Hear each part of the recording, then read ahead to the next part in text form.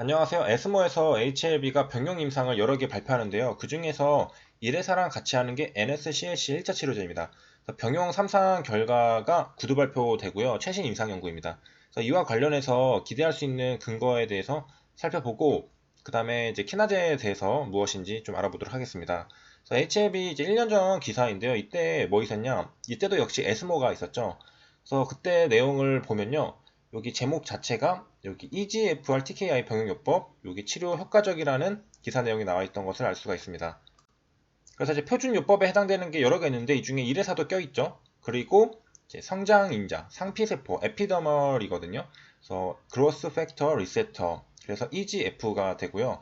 그 다음에 티로신 인산화 효소가 여기 TKI 인히비터, 저해제라는 뜻입니다. 그래서 병용요법이 효능을 보였다는 내용입니다. 그래서 DCR이 95.5%를 보이면서 큰 개선 효과를 보였다라고 합니다.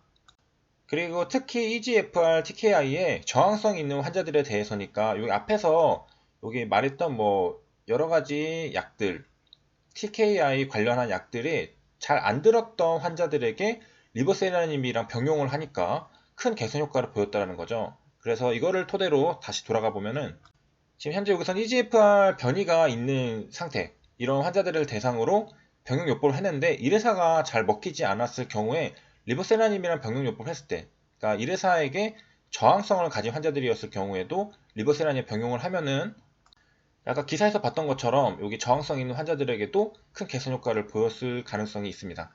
그래서 이를 토대로 생각을 해보면은 이제 리보세라님 같은 경우에는 이제 1회사에게 기댈 수 있는 부분이 있고, 어떤 점이냐면은 1회사는 2003년에 NSCLC로 이미 벌써 승인을 받은 신약이거든요. 그래서 약을 이미 승인을 받아서 안정성, 그 다음에 이피커시 같은 것들은 다 검증이 되어 있는 약입니다. 그래서 요게 기대는 것도 있고, 또 방금 자료를 토대로 보면은 1회사 같은 경우에는 리보세라닙이랑 병용했을 경우에 저항성을 가질 때 또 개선되는 효과가 있었기 때문에 서로에게 기댈 수 있는 부분이 있습니다.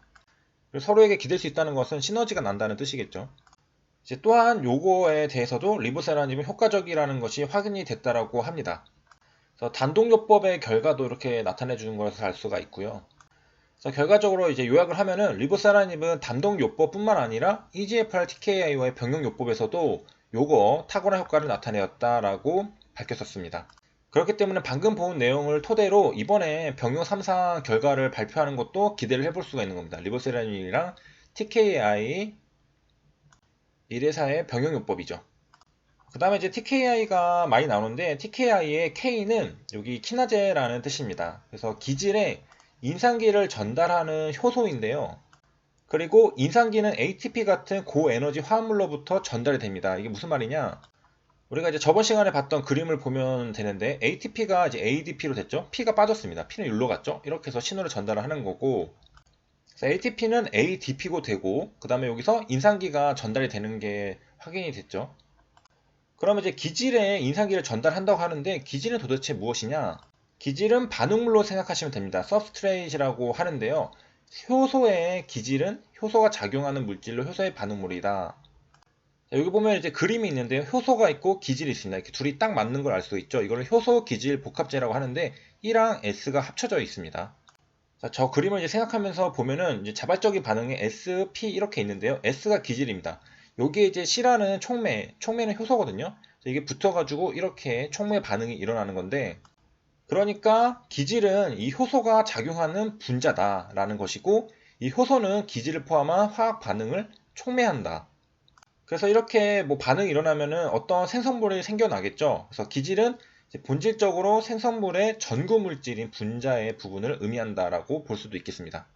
자, 그래서 이제 정리를 한번 하면은 이제 키나제, 카이네이스는 ATP에서 인산 염기를 저 특정 기질에 전달하는 역할을 하는구나라는 것을 알 수가 있습니다. 다시 그림을 보면은 ATP에서 P가 하나 빠졌죠? 이거를 여기 히스티딘 잔기로 인산기를 이동시키는 게 카이네이스구나 라는 것입니다. 그리고 이제 특정 단백질에 인산기를 추가하는 화학 반응을 이제 인산화, 포스포릴화라고 하는데요. 이제 바로 이렇게 인산화를 촉매하는 효소, 이 효소를 일반적으로 키나제라고 부릅니다. 카이네스 키나제.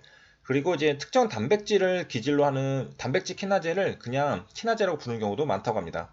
그래서 정리를 하면은 이 특정 단백질에다가 인산기를 추가하는 것을 인산화 혹은 이제 포스포릴화라고 부르는데 그거를 촉매하는 효소가 키나제라는 것입니다. 그리고 이제 생각해 보건데 이제 인산기를 붙이는 게 있으면 또 떨어뜨리는 것도 있겠죠. 그래서 인산화 반응에 관여하는 효소는 이제 크게 두 가지로 나눠줄 수 있는데요. 그래서 키나제 같은 경우 그러니까 인산화를 시키는 거죠. 인산화라는 것은 인산기를 붙여주는 겁니다. 그래서 이게 있고 또 물질에 붙어있던 저 인산기를 이제 떨어뜨려가지고 분해시키는 것도 있죠. 그건 탈인산화 작용이라고 하는데 포스포릴라제라고 합니다. 이 두 가지가 있고요. 그리고 중간에 한 번 더 이제 상기를 시켜드리면 우리가 보고 있는 건 TKI입니다. 그래서 티로신 카이네스 인히비터라는 것들을 이제 신약으로 많이 쓰는 건데 이 티로신 카이네이스 같은 경우에는 단백질 키나제의 한 종류 중에 하나입니다. 그래서 단백질 카이네이스 같은 경우에는 이제 ATP의 인산기를 이제 피를 하나 빼가지고 아미노산으로 전달하는 역할을 하는 것입니다. 그리고 이제 이 피 같은 게 이렇게 이동하면서 시그널을 주는 거잖아요. 그렇기 때문에 타이로신 키나제 같은 경우에는 세포 신호 전달책에 관여하는 효소의 일종이다라고도 볼 수가 있겠습니다. 그래서 우리 몸에 이제 문제가 생기는 같은 경우에는 세포 신호가 과하게 발생을 해서 세포가 과하게 성장하고 분열하기 때문에 문제가 생긴 거죠. 그래서 억제를 해줘서 신호를 차단해 주는 겁니다. 그래서 일회사, 지금 병용요법으로 하고 있는 일회사 같은 경우에 이제 EGFR이라는 게 이제 과발현되어 있는데요. 이것을 이제 억제를 해주는 겁니다. 좀 더 구체적으로는 이 리세터라는 게 수용체인데요. 요거 말단에 타이로신 키나제를 억제함으로써 성장 신호가 증폭 전달되는 것을 차단하는 약입니다. 그래서 타이로신 키나제 억제제, 영어로 TKI라고 하고요. 그리고 또 하나, 다른 TKI의 종류로는 혈관 생성 억제제도 있습니다. 그래서 수텐, 넥사바 이런 것들이 있고요. 이게 바로 이제 혈관 생성 억제제입니다. 근데 이제 항상 장점만 있는 건 아니고 이제 내성 문제가 있는데 2세대 치료제 같은 경우에 이런 문제들이 있죠. 그래서 3세대도 이제 개발이 되고 있고 그런 거겠는데 글리백 같은 경우에도 이제 쓰고 나면은 2에서 2.5년 뒤에는 다시 진행하는 것을 볼 수가 있다고 합니다. 그래서 만약에 이게 억제가 돼가지고 진행이 안 됐다면은 계속해서 장기 투여를 해서 물론 부작용이 있겠죠. 그래서 뭐 완치 또는 영구한 억제를 기대해 볼 수 있을 것인데 이제 내성이 생기기 때문에 계속 영구적으로 쓸 수는 없고 다만 희망적인 것은 또 이제 이런 내성들을 극복할 수 있는 뭐 2차 약제도 개발되고 있다라는 점입니다. 요즘에는 이제 3세대랑 2세대 같이, 그러니까 면역항암제랑 표적 치료제를 같이 병용해서 쓰는 게 트렌드죠. 그래서 이제 정리를 한번 하면요. 우리가 이제 키나제에 대해서 좀 알아봤는데 ATP에 말단 인산기가 하나 있죠. 이거를 빼가지고 인산 화합물을 만드는 촉매하는 효소가 키나제입니다. 그리고 저 키나제를 억제하는 작용 기전을 가진 게 지금 리버세란이나 병용요법을 하는 일회사라는 점이고요. 그리고 작년 뉴스 기사를 통해서 TKI에 대한 저항성을 가져도 리보세라닙이랑 병용을 했을 때 효과가 좋았다는 것도 알아봤습니다. 여기까지 시청해주셔서 감사합니다.